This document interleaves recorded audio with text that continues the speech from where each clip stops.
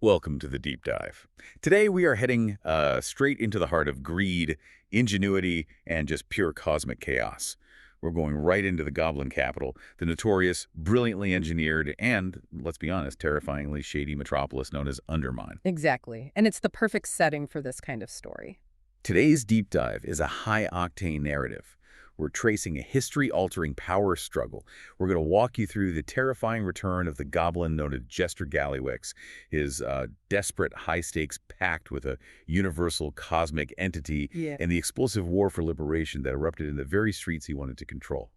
This is really a story about how one goblin's ambition got tangled up with an artifact that could, undo reality itself. And you really have to understand Undermine to get the stakes. This isn't some polite monarchy or a fragile republic. It is a grimy, self-governed maze where the powerful cartels set the rules. And those rules are simple. Profit above all else. The little guy, the worker, the small-time entrepreneur, they exist just to fuel the machine. And that whole self-serving system was utterly disrupted when Jester Gallywix, the former exiled leader of the Bilgewater cartel, made his thunderous return. And the reason his return was so terrifying is because he wasn't just after money this time. He was holding a relic that connected him directly to, well, the most destructive universal threats we've ever faced. Okay, let's unpack that. Let's get right into the central drama here. We're diving into the details of how one incredibly ruthless, deeply intelligent goblin leveraged his knowledge, his ambition, to nearly dominate his entire race. And he did it by turning their capital city into a factory for weapons powered by cosmic evil. This thing went from a corporate takeover to a battle for survival incredibly fast. Right. So everything starts and ends with this artifact, the Dark Heart. This isn't just some powerful weapon. It's an object steeped in millennia of catastrophe.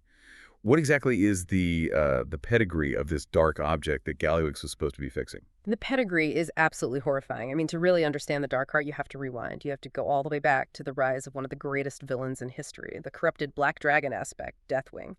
Millennia ago, as Deathwing fell deeper into the whispers of the old gods and the void, he started working on the Dragon Soul, which was maybe the single most devastating weapon of mass destruction ever conceived. Your demon soul. The Demon Soul. And here is where the Goblins first enter the story on a cosmic scale.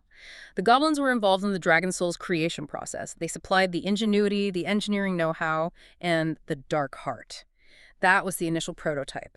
It was a proof of concept, a smaller, unstable version of the Dragon Soul itself. It was hidden away deep beneath the world until it was eventually reclaimed by agents of the void, specifically a character named Idrin during more recent conflicts. And from Idrin, it fell directly into the hands of Xal'atath. And Xal'atath immediately put it to work, didn't she? She showed everyone its immense, terrifying capabilities. This thing can essentially bypass natural laws, sucking up pure magical energy and converting it instantly into raw, unbridled shadow energy. It's like a universal drain. Or a cosmic drain, yeah. The historical record of the Dark Heart under Xal'atath's control is just a catalog of devastating success. We saw Xal'atath use it to its full potential, not just consuming arcane energy, but devouring the entire city of Dalaran. The whole city. The whole city. Draining the life force of ancient beings like Suthun, and most critically for this story, extracting the volatile black blood of the old gods. She seemed unstoppable, a cosmic force of nature. But every reign of terror has a weak point, right? And Xal'atath's invincibility was broken by a single successful counterattack. Precisely. The single inciting incident that put this whole Undermine deep dive in motion was an arrow fired by Aya Windrunner. That attack actually managed to damage the relic. Wow. And that forced Xal'atath to retreat and change her plans entirely. A damaged Dark Heart is an unstable one, and Xal'atath needed it fixed immediately. Okay, so this is where the narrative snaps right back to the goblins. Yeah. Who else do you call to repair an ancient, unstable prototype weapon forged by a corrupted dragon infused with void energy? The original engineers, naturally. And who among the goblins is the most ruthless, opportunistic, and, well, brilliant mind available? Jester Gallywix, I mean, we already know his history. Former leader of the Bilgewater cartel. This is the guy who tried to swindle the famous inventor Hobart Grapplehammer out of his designs, a scheme that was only averted by, heroic intervention. And let's not forget that bizarre, completely unexplained moment when he surfaced menacingly in Tazavesh during the chaos of the Shadowlands. Yeah, what was that about? He just sat there. Just sitting there glowering without a single line of dialogue. It suggested he was still connected to vast, darker dealings. So whatever he was doing in the afterlife, he's back in business now. And he returned with a proposition for Xal'atath. He leveraged the specific, unique expertise of his people that they helped create the prototype in the first place to strike a truly Faustian bargain. He basically said, I will fix the Dark Heart, but this is going to cost you my terms. And he used that leverage masterfully. Gallywix didn't return quietly. He used immense influence, his formidable intellect, and critically new, powerful weaponry to climb back to the very top of the food chain. Gallywix is now the undisputed boss of Undermine. He didn't just rebuild his own cartel. He held all the other major cartels, the Venture Cone, the Blackwater Cartel, the Steam Weedle right in his pocket. It was pure coercion and superior firepower. A hostile takeover, pure and simple, but one executed with brilliant tactical precision. And this obviously sparked internal resistance, primarily from the current legitimate leader of the Bilgewater cartel, Monty Gazlo. Gazlo had this deep personal aversion to Undermine. He fled the city long ago and wanted nothing to do with its inherent corruption. He famously said if he never set foot there again, it would be too soon. But with Gallywix running the show and posing this, existential threat, Gazlo felt like he had to act. Right, but Gazlo, still unwilling to break his own vow and return to the city he hated, sent his representative, Laszlo Overbright. He sent him to hold the line for Bilgewater and confront Gallywix. And this meeting, this is where we get the first, clearest view of Gallywix's new, terrifying level of dominance. So the confrontation happens during this tense meeting. Gazlo, through Laszlo, challenges Gallywix directly, demanding a new deal, protesting the takeover. The language is sharp, like, we've had enough of your meddling. We want a new deal. Gallywix's response is just ice cold. He immediately isolates Laszlo, denying him any support. Gallywix glances around the room at the other cartel leaders there, Baron Revilgas, Nicky Noggenfogger, Marin Noggenfogger, and he notes with this chilling certainty that none of them dare speak up. They're all silenced. Totally silenced by fear and coercion. Laszlo, who Gallywix dismisses as just a little guy from my former operation, is shown out. The message is brutally clear. Dissent will not be tolerated, and if the recognized leader of the Bilgewater cartel has no power here, no one does. What's fascinating here is the psychological game Gallywix is playing. He's successfully fixing this world-ending artifact for Xal'atath. But he isn't some trusting pawn. He knows the risk he's taking. Absolutely. The source materials confirm Gallywix is fully aware of Xal'atath's reputation for, betraying and discarding her allies once they're no longer useful. Gallywix isn't motivated by loyalty or ideology. He's driven by maximizing his personal leverage. He's fixing the relic, yes, but he's planning to use the process itself to build an arsenal so powerful that Xal'atath cannot afford to betray him. He really believes he can out-scheme a cosmic horror. So Gallywix has the artifact, he has the black blood supply lines, and he has the expertise, or so he thinks. But his initial attempts at repair hit an immediate and potentially fatal roadblock. He tries to just pump the Dark Heart full of raw black blood, and it doesn't work. It doesn't just fail, it costs him immensely. The Dark Heart, that unstable prototype, it acted like a greedy cosmic sponge. It just consumed the black, blood-raw void energy, the blood of the old gods, at a completely unsustainable rate. It depleted his stockpile so severely that it even began draining Gallywix's personal reserves of the stuff, the very substance he needed to infuse his own elite guard. So he had to go back to Xal'atath, kind of hat in hand, and admit he needed more time. He needed a richer source of black blood and critically specialized help to stabilize the energy. He couldn't risk his leverage running out before the repair was even close to done. Xal'atath, who was unsurprisingly impatient, points him toward the richest black blood source available. It's implied to be at the Ringing Fields. But the problem was still one of alchemy and engineering stability. Gallywix realized he needed the expertise of the Goblin world's most renowned alchemist, Marin Noggenfogger, the treasure prince of the Steam Weedle cartel. Right, and Noggenfogger is, by reputation, a genius, but also a principled goblin, relatively speaking. He would never willingly get into a cosmic horror partnership with Gallywix. So how did Gallywix ensure his cooperation? This is where the story shifts from, corporate espionage to genuine brutality. Gallywix proved he would stop at nothing. His personal intelligence network, his guy, tracked down something real sweet in the Tanaris Desert and brought her back to Undermine. It was Noggenfogger's wife, Sprinkle. Oh, no. She was kidnapped and was being held hostage in a secret warehouse. This horrifying act explains everything about Noggenfogger's behavior back in Part 1. His absolute silence during that meeting with Gallywix wasn't agreement or fear of losing profit. It was the paralyzed silence of a desperate man whose family was under direct threat. Under this extreme duress, Noggenfogger is forced to assess the damaged Dark Heart. And he finds it's not just broken components. It's volatile, it's angry, and the raw energy is just too chaotic. It needs a specific chemical or technological catalyst to stabilize the raw power before the relic can successfully self-repair. They cycled through countless high-tech elixirs, bespoke components, experimental bombs, all of them failing. And this leads to that classic brilliant goblin moment, the accidental breakthrough. Noggin fogger, stressed out, sleep-deprived, probably moments from an aneurysm, accidentally spills his beloved Casa Colola, a popular fizzy goblin soda, onto the volatile black blood. And the black blood stabilizes. It just calms down. That is an aha moment born directly from desperation and pure chance. Why this soda? That seems too ridiculous, even for goblin science. That's the key. It wasn't the bubbles or the sugar or the artificial coloring. The accident forced Noggin Fogger to analyze the core component of the drink, and that revealed the active ingredient. Kaja'mite, more commonly known across the goblin world as kaja'mite. And kaja'mite is not just any substance. This is the crystal at the absolute center of goblin culture. We're talking about the crystal that historical accounts credit with rapidly granting goblins their hyper-advanced heightened intelligence in the first place, thanks to experiments carried out by Keeper Memorine. Exactly. And the source material draws this incredibly powerful parallel here that elevates the goblins far beyond just being greedy engineers. Kaja'mite is likened to azurite, the blood of the world itself that appeared during past conflicts. Both substances are shown to inspire genius, rapid invention, and stability. Azurite was famously used to forge incredibly powerful weapons. Kaja'mite, however, seems to have this unique property of stabilizing chaotic energy. Right. And in this specific cosmic context, it acted as a perfect protective housing. It managed to contain the raw, volatile black blood of the void. So the implication is staggering. The seemingly local, genius-inducing resource of the goblins turns out to be the perfect counterbalance, the cosmic stabilizer for the chaotic, corrupting energy of the old gods. This isn't just a useful mineral, it's a thematic statement about the goblins' place in the entire universe.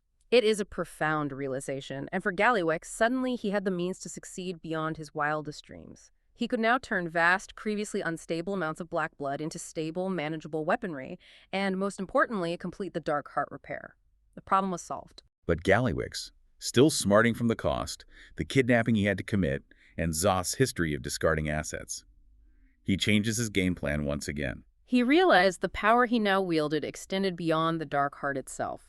He plans to deliver the Dark Heart only after he has manufactured enough kaja'mite-infused black blood gear to make his new regime utterly untouchable. He had been Zoth's pawn, but now he feels like he holds enough aces to challenge her expectations. Gallywix is busy hoarding kaja'mite and black blood, believing he has total, silent control over Undermine. He's preparing for a war he intends to win on his own terms, but the system is always fragile, and then an unplanned event just blows his clandestine operation wide open.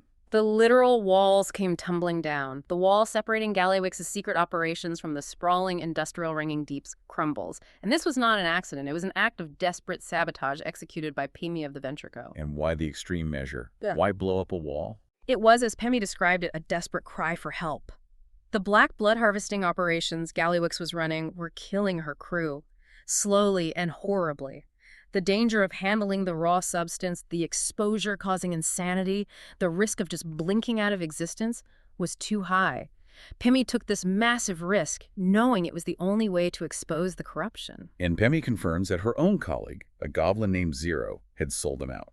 Classic cynical goblin self-interest. Zero ratted them out for promotion and is now sitting pretty and Undermine with Gallywix and, quote, buckets of black blood. This betrayal is what finally forces the hand of the real resistance. They realize the corruption is actively destroying the lives of those left behind. They need to go to Undermine, but Gazlo, he resists. Vehemently. This is the emotional core of his arc, starting right here. His refusal is so powerful, I ain't ever going back there. He views Undermine as this irreparable, toxic place that ruined his past, and he sacrificed everything just to escape it. But he's not alone.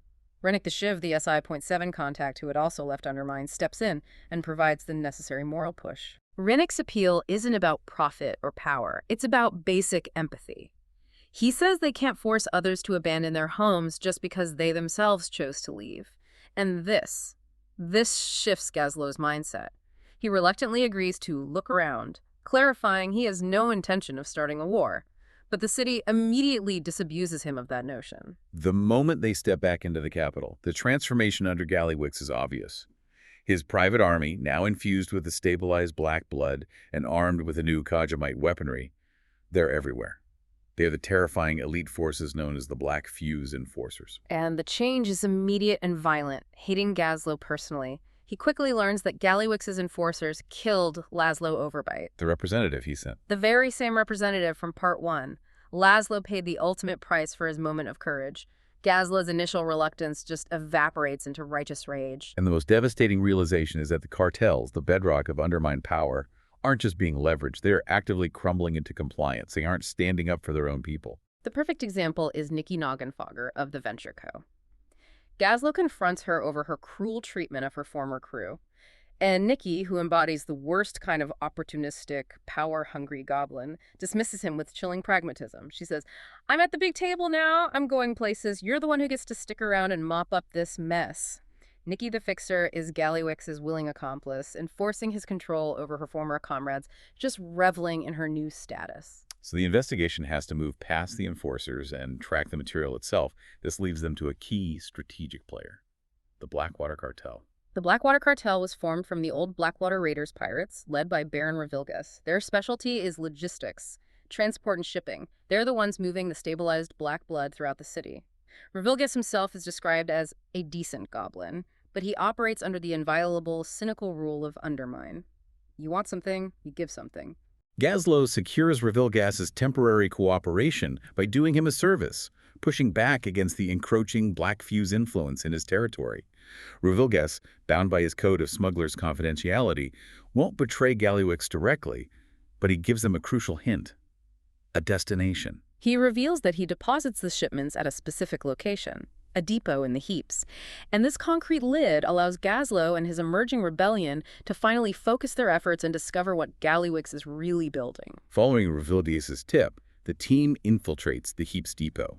And who do they find there, overseeing the flow of illicit cosmic goods? Zero, the goblin who ratted out Pimi's crew, now basking in his promotion to overseer. Securing Zero is critical, and the immediate reward is his ledger. And this ledger is an absolute goldmine of intelligence. It tracks every shipment, every destination, and every key signature involved in Gallywix's entire operation. The ledger reveals these massive, terrifying transfers, 1,000 units for a secret project.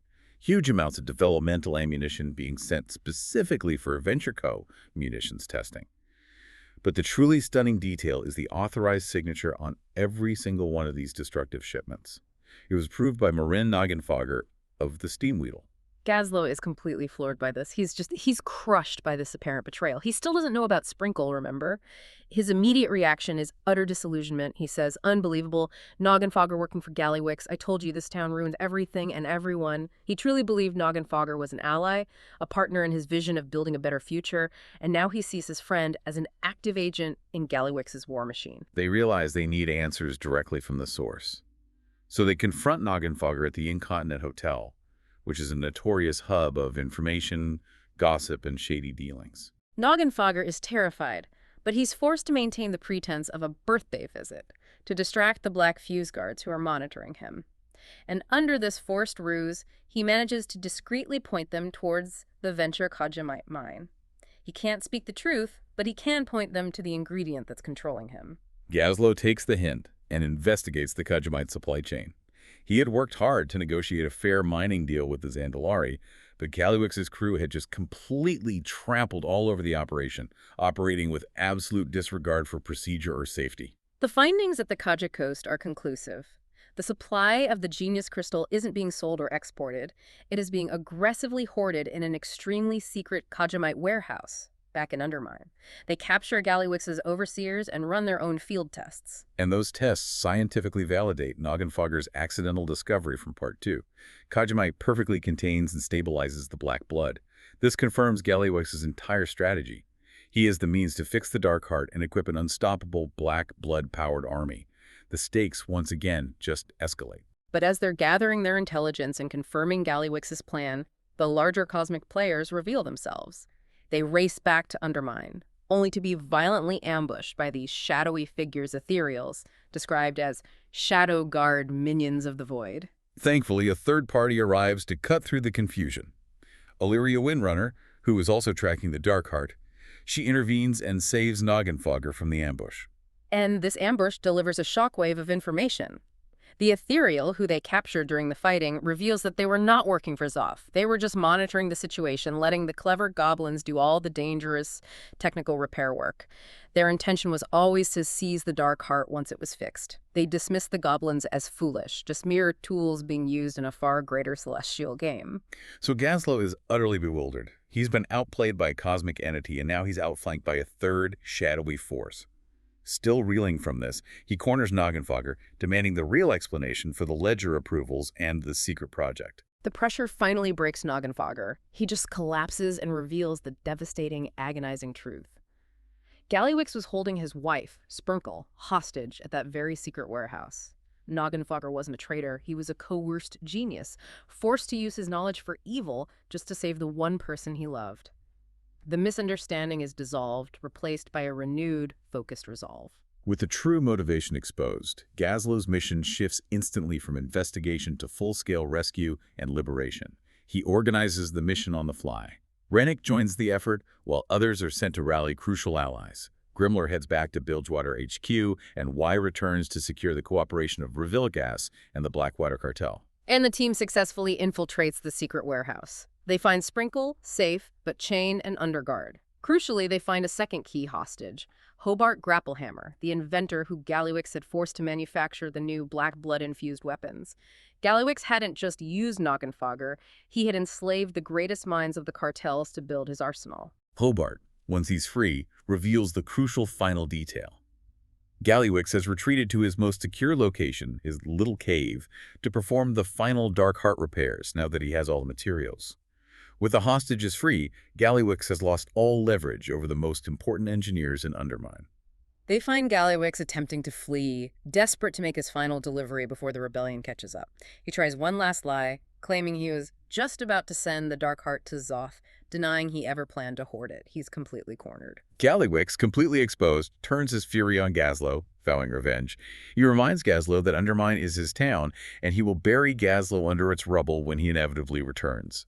Illyria Windrunner, meanwhile, remains laser-focused only on the cosmic prize, totally uninterested in these petty goblin feuds. This is the moment of truth for Gazlo. His long-held instinct is still to leave, to let Undermine destroy itself.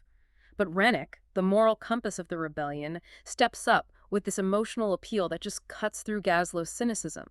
Rennick reminds him that while they might have been able to leave, the workers and families they just saved cannot.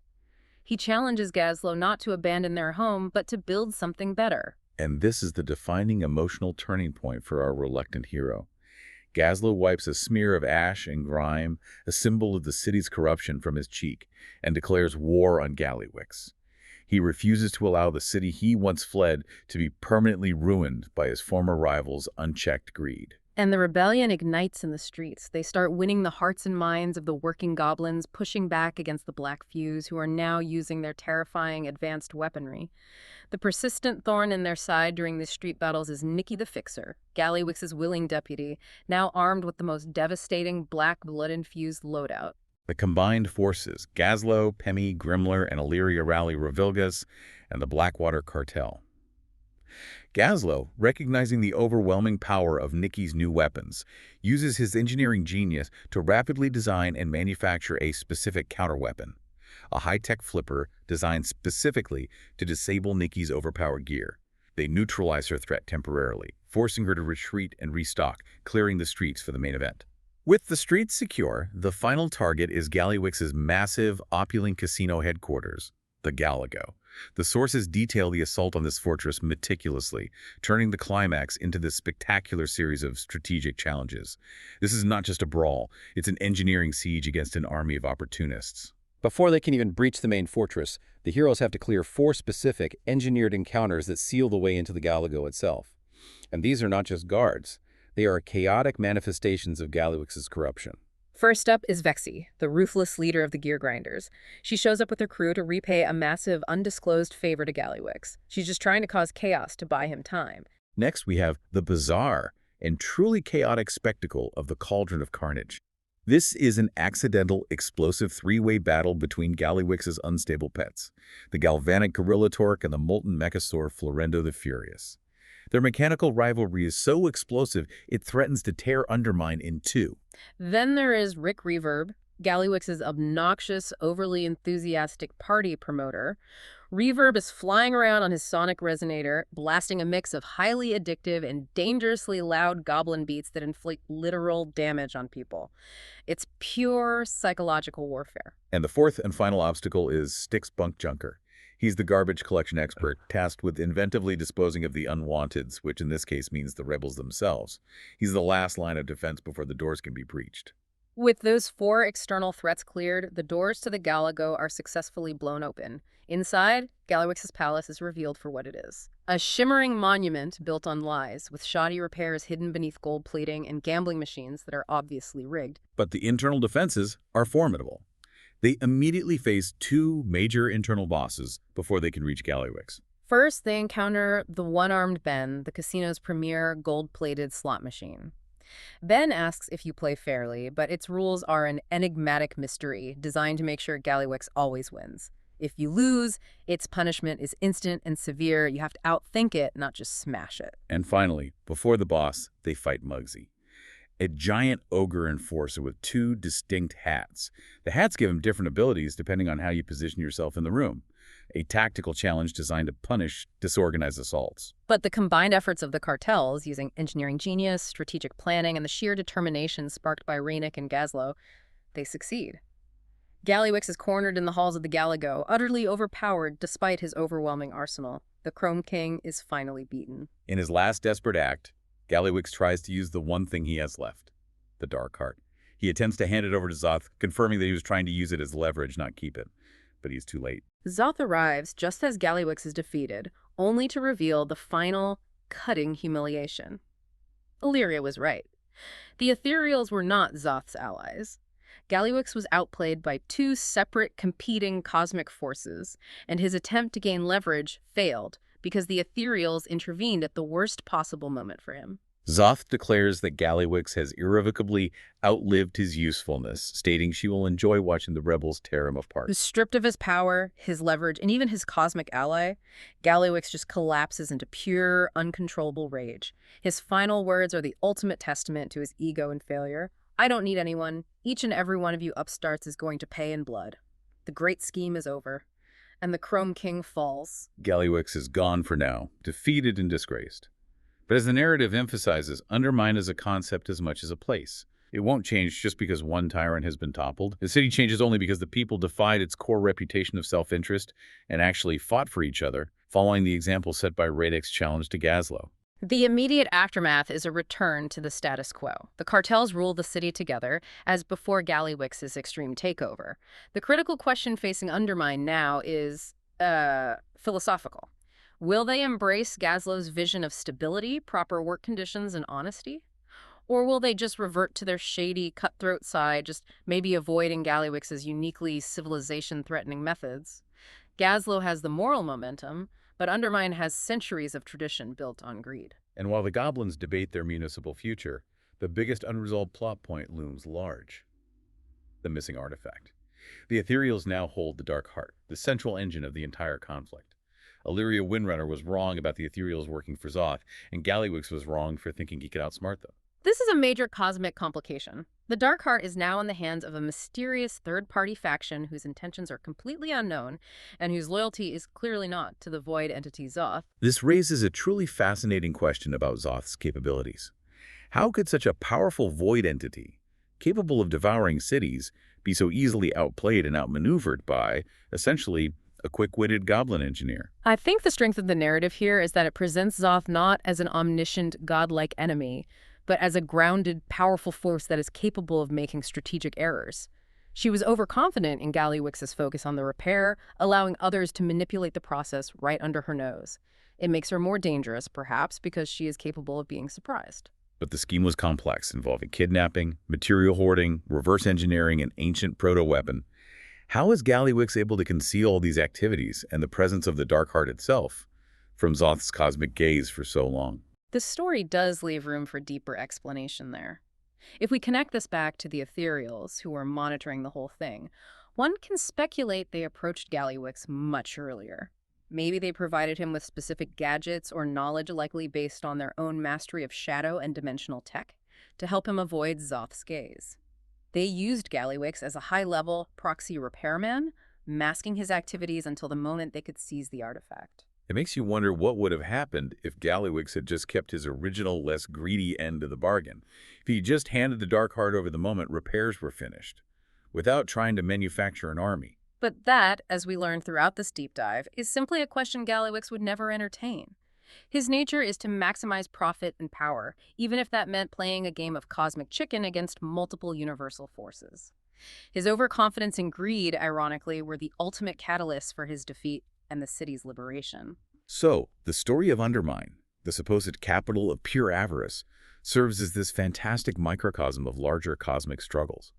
It proves that even a capital city built entirely on cutthroats and self-interest can be moved and united by something as simple as loyalty and the sheer defiant desire for something better. Right. This deep dive really shows that knowledge, whether it's the historical knowledge of the Dark Heart's nature, the alchemical breakthrough from kaja'mite, or just the simple knowledge of an enemy's true weakness, is always the most potent weapon. The greatest challenge for Undermine isn't Gallywix anymore, but the difficult decision of what kind of city it will become now that it has been freed.